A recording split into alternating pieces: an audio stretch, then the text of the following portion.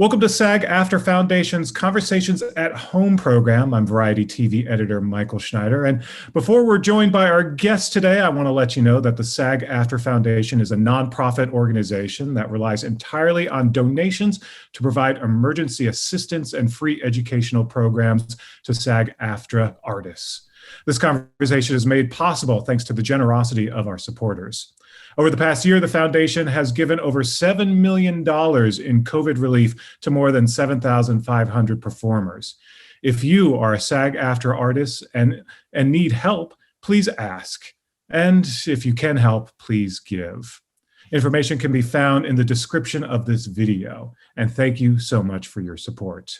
And now, without further ado, it is my pleasure to introduce to you the stars and also the creator, the brains behind As We See It on Prime Video. First up, Rick Glassman, who plays Jack. Rick, welcome. Hey, thanks for having me. Absolutely. You've got the mic, you've got the microphone. So I'm excited just to hear your voice throughout this. I thought if I was going to be here, let me give you a crisp sounding Rick Glassman. It's nice to meet you all tonight. She plays Violet on the show, Sue Ann Pien. Sue, hi. Ann, welcome. Hello, fellow SAG actors, actresses, people. Nice. He plays Harrison on the show. Albert Rutecki. Albert, welcome. Is my screen frozen? You're looking good. Albert. And finally, creator, executive producer, the latest installment of the Jason Katims universe, of course, is As We See It. Mr. Jason Katims, welcome. Thank you very much. Hi, Mike. Yeah, well, first off, congratulations to all of you. The acclaim has been incredible. I see on Rotten Tomatoes, you have a 93% rating by critics and 100% rating by fans. That's pretty good. And I know the acclaim has been overwhelming. So it is a very special show. And also, you know, I joke about the Jason Katims universe, but it comes from a long line of very special shows that you've been behind, Jason. So I wanted to kick things off with you. This is obviously a show that's based on an Israeli format, but take me to the beginning, how you encountered this format and how just the show all came to be. Right. Well, you know, it started a few years ago. Actually, even before I saw the Israeli show, I was really thinking about the subject matter because I have a son who's on the spectrum, who at the time was just getting to be a young adult and was about to be in, the situations that these characters that I was writing about were in. And so I was kind of looking ahead of that at that and thinking about that. And thought, wow, you know, we don't see a lot of stories about adults with autism or hear about it or read about it. There's a lot about, you know, more about children and childhood. So I was very interested in this, you know, because it was so personal to me. And it was something I was thinking about a lot. Then I saw the first 3 episodes of the Israeli show on the Spectrum. At the time, it was those were the only 3 episodes that were available to see, and I watched them all back to back, and thought it was amazing in that it's such a beautiful show. Number one, but number two, it was exactly what I was hoping to write about and trying to figure out the right format for that. And I saw that, I thought this was something I could really bring something to. It was something that I would sort of be honored to work on because the original was so wonderful, and thought it would be really great to have an American version of this out there in the world, and that's how it kind of got started. And then, of course, it's all about these actors, you found the right actors, the perfect actors for these roles as well. And I want to talk to all of you about how you first heard about this project and how you sort of landed in this. Sue Ann, why don't I start with you? How did you learn about As We See It, and what did you think when you first saw the script? Oh my God, it was one of the most beautiful and easiest scripts to read. I know, you know, Sosie and Chris have talked about this, was because, you know, when you're an actor, you're used to reading all kinds of things and you have to make a lot of dialogue work. no matter like how it's written, right? And sometimes you're like, that's a mouthful. So it's like hard to like spit it out. And yeah, so when I read the script and the sides, and it was like, I didn't even have to think about it. It just flowed out of me. My heart was completely inside Violet. It was incredible. I had never read it for a character where I felt that way before. So. Well, tell everyone, especially folks who are just getting to know the series, tell everyone a little bit about Violet. How do you describe your character? Give us a little intro to this person. Yeah. So Violet is a 20-something young adult, female on the autism spectrum, and she lives in a kind of independent living scenario with her two roommates, played by Albert and Rick. And basically it's this like coming of age moment where she's fighting for her independence and right to do what her peers are doing, whether it's have a boyfriend or hold down a job, and have friends show up at your birthday party, right? And so, but what she's encountering along the way are all of these obstacles from people that are very close to her, her brother Pien being first and foremost, not understanding that where he's coming from is trying to protect her from things that he thinks she needs protection from. So it's a very beautiful character. She's very headstrong, very independent and willful, which I love and can relate to personally. Some of the things, like if she's told not to do something, she's going to figure out a way to do it. Right. She's very, very crafty in that way. Very crafty. Yeah. Well, Albert, sort of the same question. How did you first discover this show, and what did you think when you were first saw the script and first read this part? I first heard about it from my cousin Riley. She was doing her graduate studies, so when an alumni spoke with her, and he mentioned this project. And how they were looking for autistic actors. She knew that I went to school for drama, that I wanted to be an actor, or that I'm autistic, and I grew up down the block from her, so she definitely got me. She advocated to get me an audition, so that's how I heard of it. Script, I found the script very interesting. I don't normally see Ryan quite like that. There's not a lot of good representation of autism out there, and I was just hopeful to try to be a part of this. Yeah, and it's a wonderful role. I mean, Harrison is such a, it's such a sweetheart of a character, and you instantly fall in love with them. How do you describe Harrison? He's definitely a sweet guy. Though what I normally describe him as is, he's a bit in his shell. When we first meet him he feels, and he just feels stuck. He doesn't really know how to move forward as an adult, but he's going to be an adult whether he likes it or not. So throughout the season, he begins to try to open up, try new experiences, and try to get more in touch with his emotions, including negative emotions, and it's because it's important to express that as well. Yeah, and it is fun early on to sort of watch the growth of all of these characters. And Rick, again, the same question for you. What did you think when you first saw As We See It, and then tell us a little bit about Jack.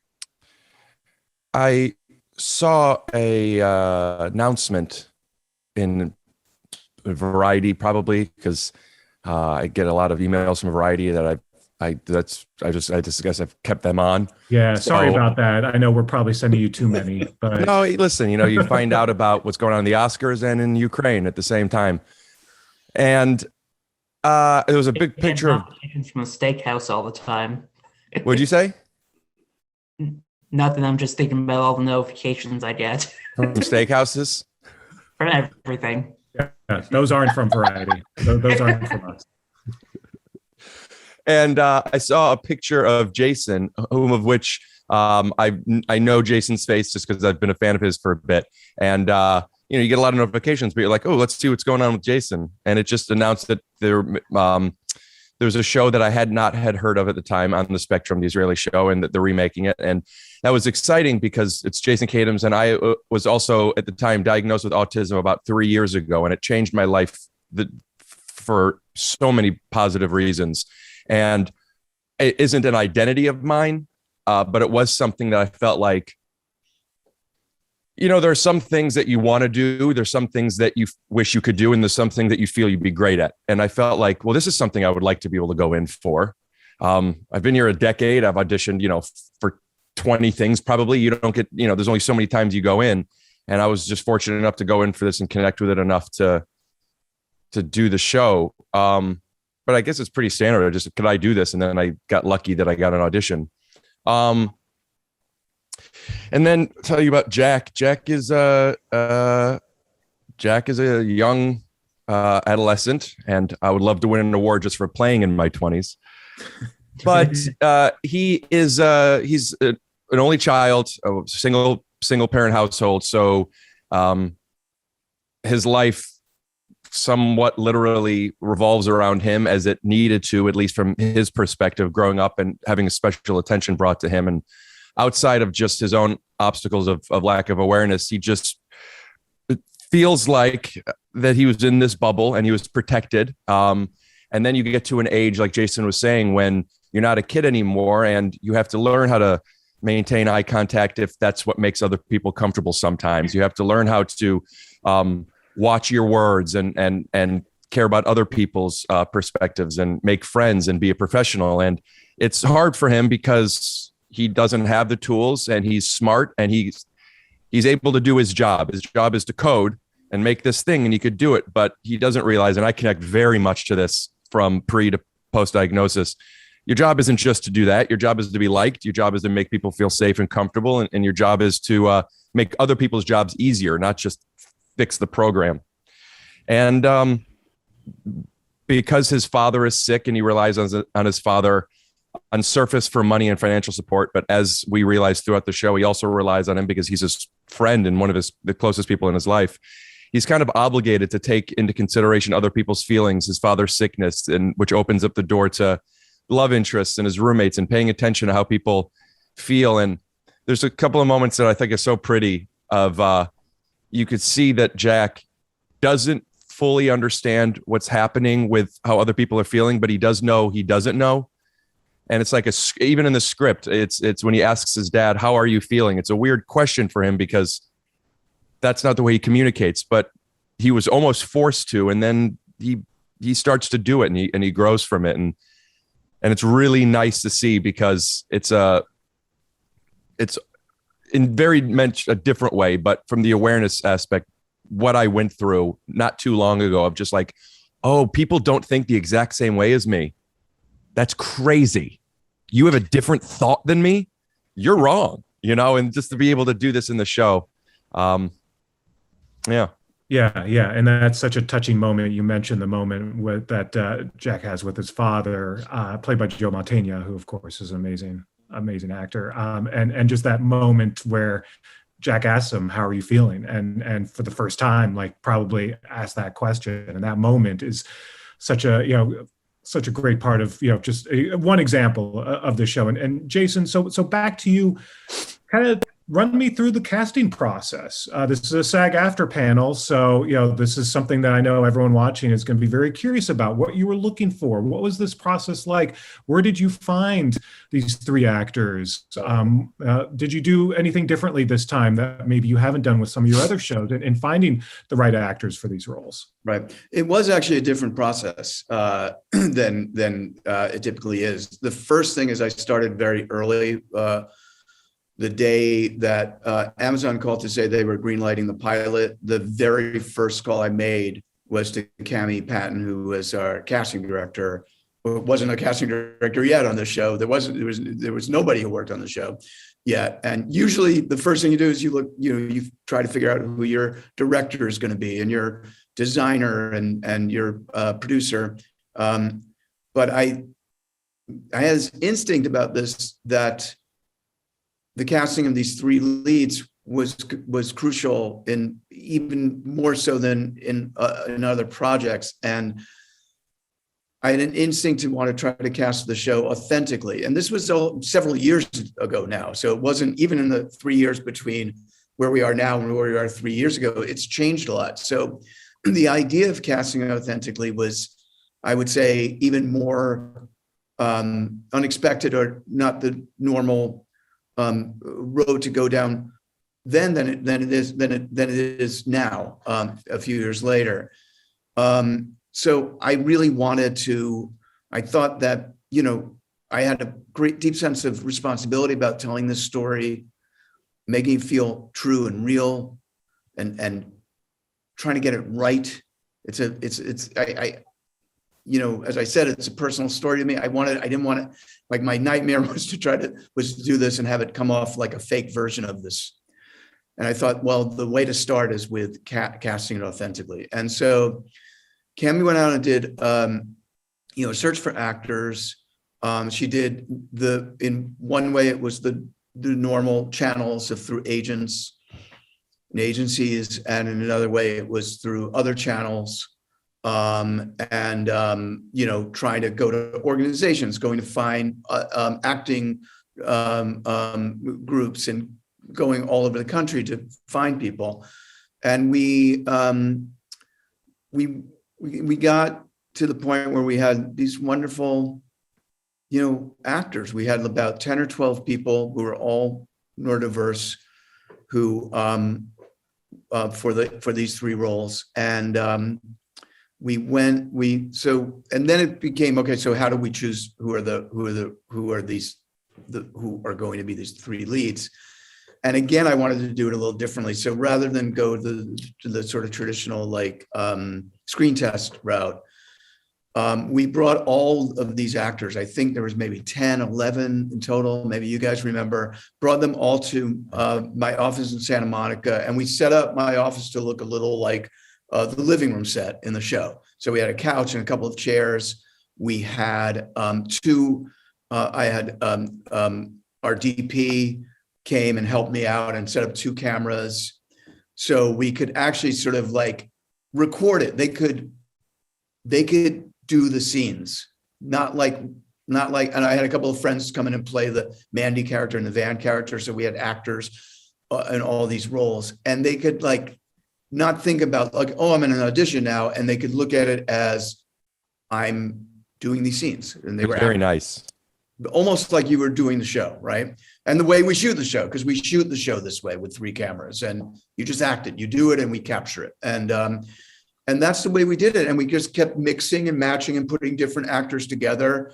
And then at some point in the day, these 3 actors were together, and I was like, okay, there's our TV show. It was just, and it was, because it was interesting. It was like all these actors individually are wonderful, but I knew that it was very important. I mean, the Israeli version was called On the Spectrum meaning not just one thing. It was the idea of seeing these 3 people together. They were not, it was the alchemy of the 3 of them being together. These 3 people who were very different, who are coming from very different perspectives. They were all had autism, but they were not in any way the same. And that was super important to making the show feel, what it needed to feel, which was like bigger than just, like, this is not just about one person who has autism, who's a genius,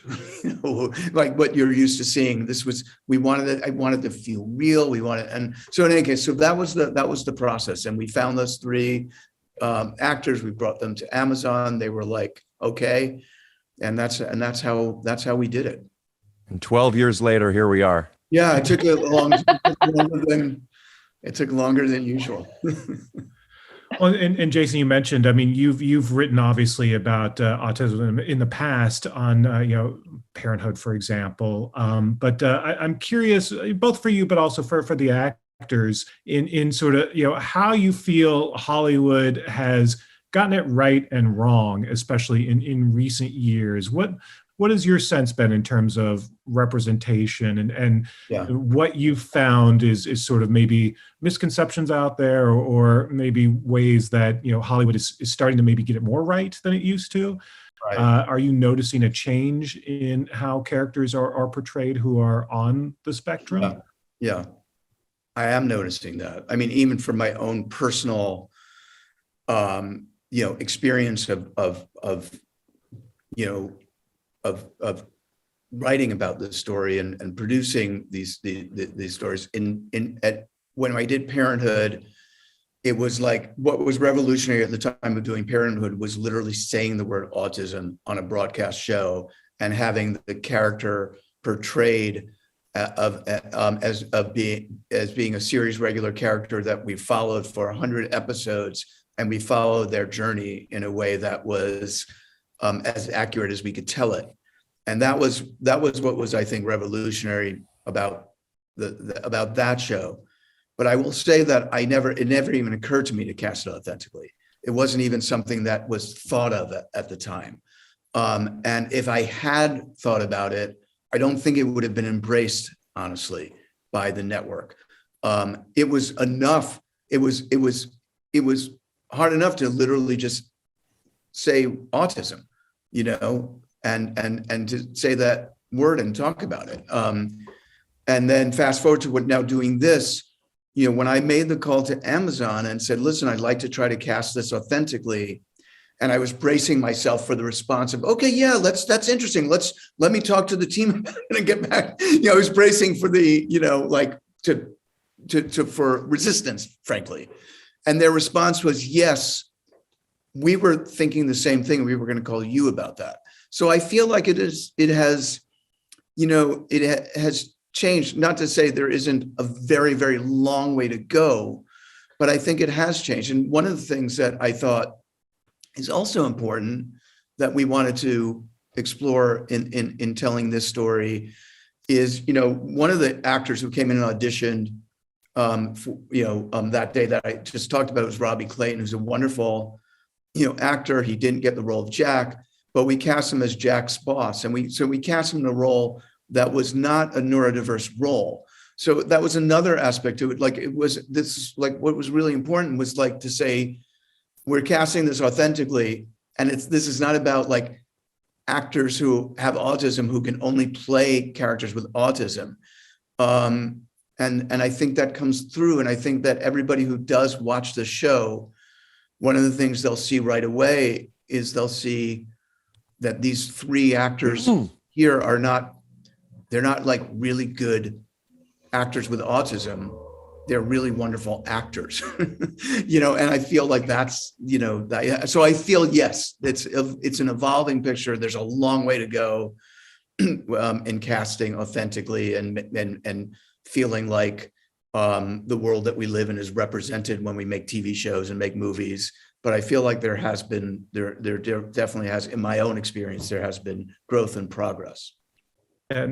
And Rick, Sue-Ann, and Albert, how do you feel in terms of how you think Hollywood portrays neurodiversity these days? I have a take. Sue-Ann, you want to go? No, go ahead, Rick.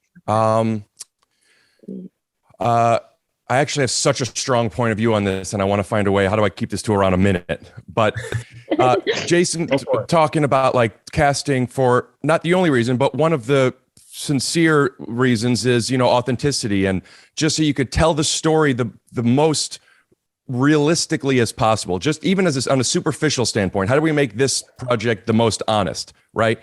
That's very, very relevant. And that goes for whether it's autism or transgendered or sexuality, religious, whatever it might be. It's very relevant, both in the writer's room and in front of the camera. But there's so much noise about, it's so important for, it needs to be authentic. And then there's other people, well, we're actors, we should be able to play other things. And I don't believe that only people on the autism spectrum should play autistic. I don't believe only Jewish people should play Jewish. And I do think, though, that when you understand that by having these people telling these stories in front and behind the camera, there's such value to be had that it just makes sense. And then opportunity is given. Like Jason said, Robbie is now playing a neurotypical role when he isn't neurotypical. And all these people on set, and we have PAs and people with autism that now have their in. Albert, this is his first real television show job. He now has an in.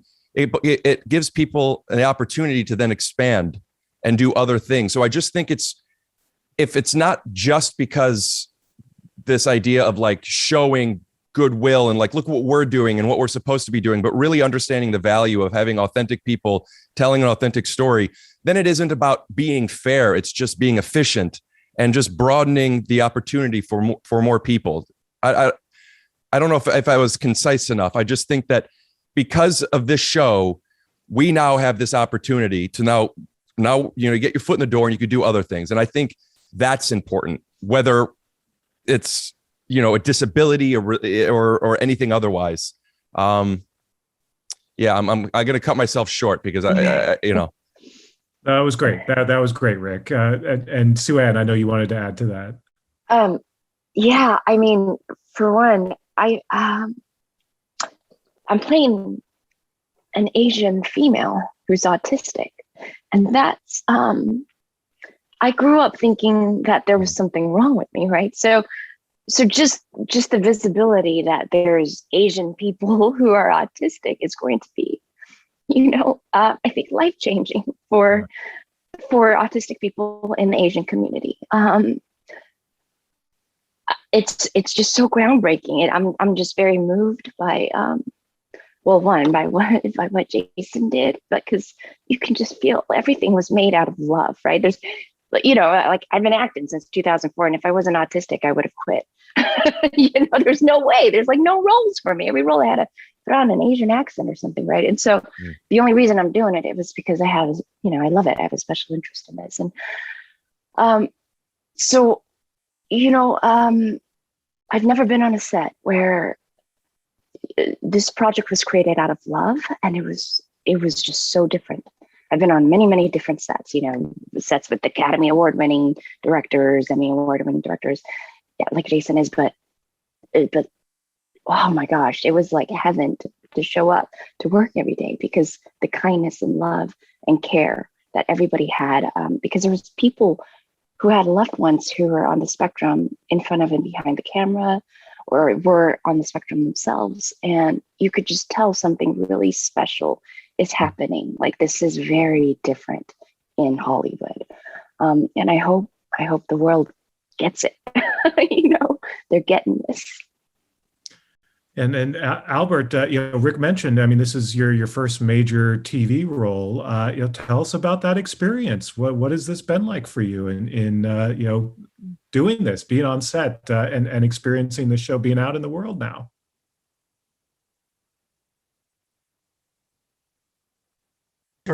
It's surreal. I had people for years try to talk me out of wanting to be an actor. They're just afraid that I wouldn't be able to make money, if I'd get stuck. Now I'm able to pay off my student loans, and I know that I could do it now. I was able to go through the entire season of the show, and I think I did fine. I want to just add something with Albert finish. No, that's all I got right now. Yeah.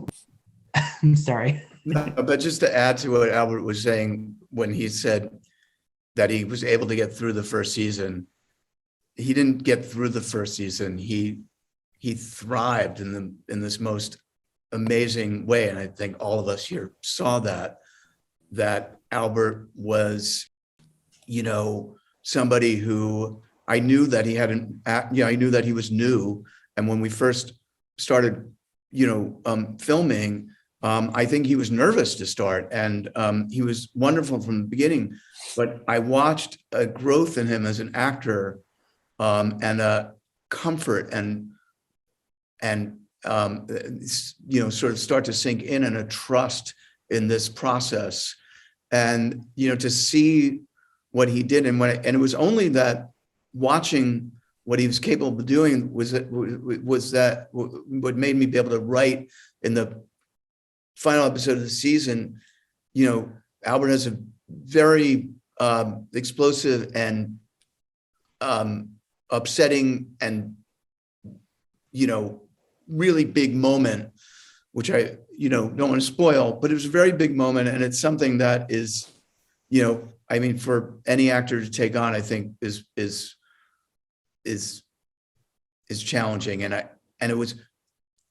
Seeing the work that he did made me write it in such a way. And then the day that we shot that, to see how Albert came in and killed it, mm-hmm. and what he brought to it, it was really like just an amazing thing to see and to be part of. So I just wanted to say that because Albert was like, "Oh, I got through the first season." That's not really accurate of what happened. It was really beautiful to watch all of these actors, but Albert in particular, to see his growth and confidence and trust build over the time that we were shooting. I want to. Go ahead, Albert. After one of the takes, I remember Rich saying, "Thank you, Albert, for season 2." I want to add something. We'll get to that in a moment. So yeah, Rick. I'm not sure how relevant this is, but it's on my mind and has been all day. And it's what Jason is what you're talking about, particularly because experience makes people better, or at least more comfortable and confident to be able to do what we're able to do. And this Albert is, this was his first time doing this, and first time we were going through this. We're doing a lot of press and interviews and so on and so forth. And I texted you guys this today, and I apologize if I'm just repeating myself, but I want to say it on something that. I just remember at the beginning, you're not sure what you're going to talk about, and there's like a little bit of a training, and there's a little bit of nerves. And Albert was right, understandably, a little bit more reserved. And then we did this radio thing this morning, and he's just. I don't want. It's not growth of you as a person, but just like the comfort of like just giving somebody an opportunity and just killing and being so funny. And I was just a little nervous, and I felt like I was bombing. It's not that big of a deal, but like. Just seeing from having just a month of experience of doing something to this, and I'm very excited to see what could happen if there is a second season, because Albert went from a little bit reserved to kind of cool actor boy, and it's nice and cool, but it's also like just really funny to see. Just we did a podcast the other day, and just Albert's kind of laying back with the sunglasses on and just making jokes and asides, and just seeing how comfortable you've gotten. I'm just excited to see where it goes. Rick, but I know I don't think you bombed at all. I was so moved when you shared this morning, because you're starting to share really honestly about stuff that I never heard about, stories that, and I was just moved. I was like, I know you teared up at some point during this morning's radio interview, and I'm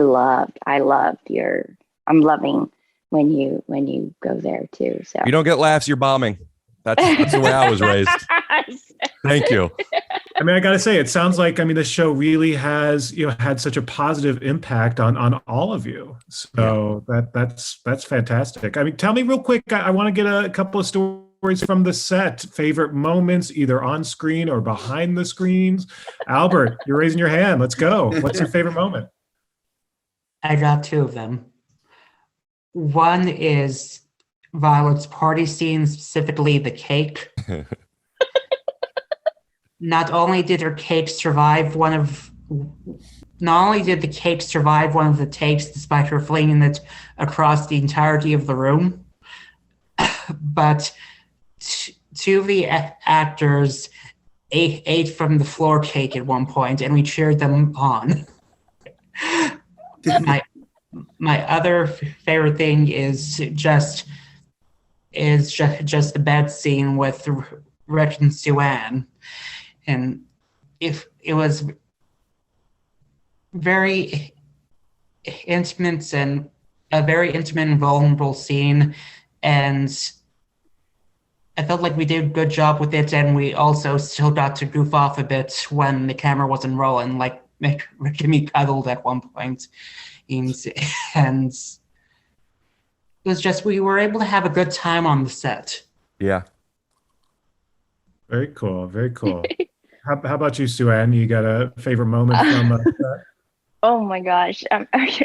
Right now I'm thinking about when, we were making these Violet teenies for Violet's birthday party, and it's just like sugar. It was like corn flakes on frosted flakes and, syrup. And I was drinking it for real because I sometimes I'm like, when are you going to drink this again? And then it got really, we were like singing, like Albert loves opera. So Albert will like break out into opera. And then like Rick's like doing like the show. It was so fun. It's the funnest set I've ever been. It doesn't even feel like work. It's like it's so amazing. Like I was like, I'll get up at 3 a.m. do this every day. It's so cool. So yeah. Those Violet teams got so bad that by the end. Oh my gosh. Yeah, I was like on a sugar high. It was so delicious. Loved it. Rick, how about you? Favorite moment from the shoot? There's a few to choose from, and it would be nice to share of one that was less selfish. But I'll be honest, there's one that really sticks out to me that was a very like to myself feeling. Well, involves everybody, but it was. I did a TV show before I was diagnosed, and I had a great time. It was with my friends. It was comedians. It was a multicam. But between when it started to when it ended to when I got my diagnosis and then went back and talked to some of my peers, I found out some stuff that I didn't realize that, I mean, a microcosm would be I kept headphones in all the time because it just doesn't matter, but people thought I was being disrespectful and nobody told me. It's this very small thing, but the point I'm getting at is when I became more aware of how people receive me, I got a little intimidated and scared to come on this set because now I'm on another show, but I don't know these people yet. It's not a straight up comedy where we're all goofing off. Like I said, I joked, but like, I found value in laughter because I recognized when people are laughing, I knew how they felt and I was seeking it. But I was really trying to like, shut up, dude, just shut up, dude. Don't make jokes. And I wasn't completely comfortable. And then it was at the end of, it was with Jeff at the end of this, it was either episode 2 or 3, the last day of that block. We were in a car and I was in this silly mood and I was trying to hold myself down so much. And then I just couldn't. And I got so hyper, but then we were all laughing and people were laughing and we were doing jokes. And it was the first time on set, at least that I felt like, let's all just joke around and be silly and with the crew and stuff. And it got some laughs, but more specifically, there was this, like, I felt accepted. And from that moment on, I just felt, and Jason, I apologize if that was wrong of me and I got too comfortable. But from that moment on, I just felt so safe that I had this idea after I was diagnosed that, Rick, you're annoying, which I am, but you're too much. And I didn't know where that line was. So I just didn't even approach it. And then it was so nice to be on set with these people. And yeah, I guess that's a selfish answer, but I just remember being in the car and it was the first time everyone laughed together. And it just opened this door of making me feel that like, you could be silly, dude. So I guess the answer is in the car scene when we were talking about, I think masturbation. Of course. That was like episode 6 or 7, not 5. No, it was this 2 or 3 block. It was the last day of shooting with Jeff, I remember. Because I remember afterwards. What's that? Yeah. It was like the fake car scenery. Yeah. Right. Yeah. I just felt so relieved. Oh, we're allowed to joke. Well, Well, Jason, I guess the big question now, we alluded to season 2. What are your thoughts? What are your hopes with another season? Where can the show go from here? Well, I've definitely already started thinking about where we would go in season 2. This is, this is the kind of story that it just suggests stories. It's a, as I said, this is something that's personal to me. I know a lot about, the ebbs and flows of, the one step forward and 2 steps back of this story. So I think it's about continuing to tell the stories of these characters in ways that feel real and authentic, and following their story without having them go too far too quickly, but having a feeling of a sense of movement and progress. And I'd also like to expand the world that we're looking at. There are, as we said before, there's lots of different ways to be neurodiverse. There's lots of different ways to be autistic. And so things that we weren't able to explore in the first season, I'd like to. Perhaps seeing a same-sex relationship on the spectrum. That's one thing. I'll do it. A nonverbal. Are you making jokes? No. No. Yeah, I didn't think so. We've established Rick makes jokes. A nonverbal character is something that is also. These are things that I feel like we can continue to tell the story we've been telling, but also go further and expand our world little by little. Well, congratulations to all of you. Like I mentioned at the beginning, the reaction has been amazing, and it's got to be gratifying to see the impact the show is already having on people. So best to all of you. Fingers crossed on an amazing season 2. But in the meantime, thank you, Rick, Sue-Ann, Albert, and of course, Jason Katims for joining us. And on behalf of the SAG-AFTRA Foundation, I want to thank all of you for joining us, and to thank our panelists for sharing their experiences, their process, their craft with your fellow performers. I'm Michael Schneider from Variety. Thanks again. We'll see you next time.